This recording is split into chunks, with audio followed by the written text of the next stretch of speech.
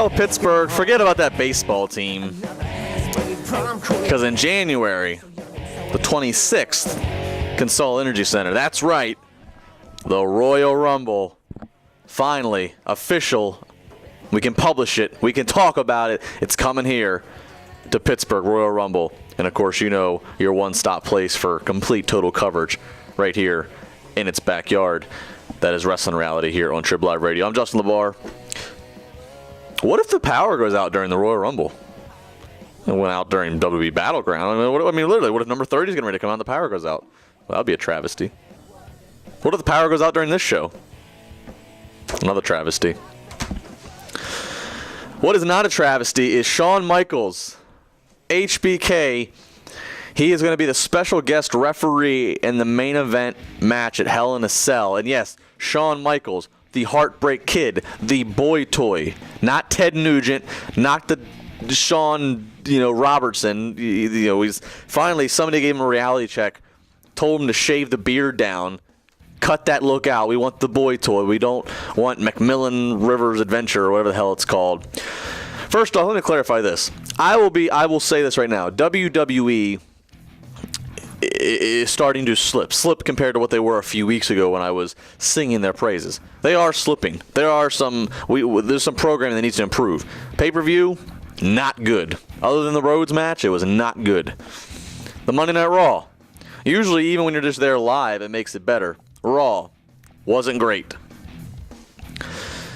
But Shawn Michaels being there is not a product of we're panicking because content's been bad or numbers have been down. No, they've had this Michaels plan for a couple of weeks. In fact, even one radio host in the Midwest, I want to say St. Louis or Kansas City, even almost spoiled it when he had Shawn on a show. He apparently must have been filled in by Shawn or by WWE that Shawn was going to end up doing something here soon in the storylines, and he almost blew it, and Shawn had to try to save the surprise. So this is you can tell by the way they've mapped out the story that Shawn was an intent all along. It's good. There's a lot of questions. Literally, it makes you go, okay. Now we have more than just Orton and Bryan. Now there's another element. Now there's so many possibilities.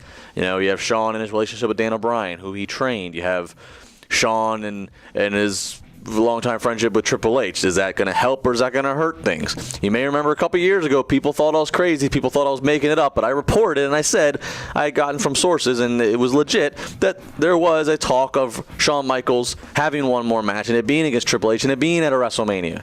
Originally, they were talking about for WrestleMania 29.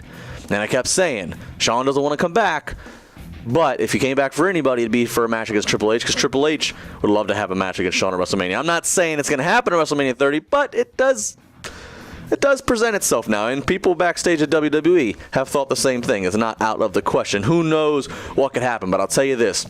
Shawn Michaels is a good thing for Hell in a Cell. John Cena, on the other hand, using John Cena at Hell in a Cell might be a reaction, a panic to recent numbers decline.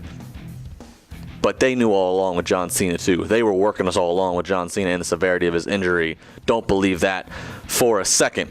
We're going to take a break. When we come back, we'll take more of your calls, emails, and tweets. We'll, of course, have some band time. At 2:45, I'm going to be joined by the director, the director, I just had a blank there. The director of Saturmania, the Hulk Hogan superfan who becomes one of Hogan's best friends. We'll talk to him. And when we come back, I might be, maybe I'll be a little intoxicated. But hey, if I am, just go ahead and blame Michael Hayes. Come on, man.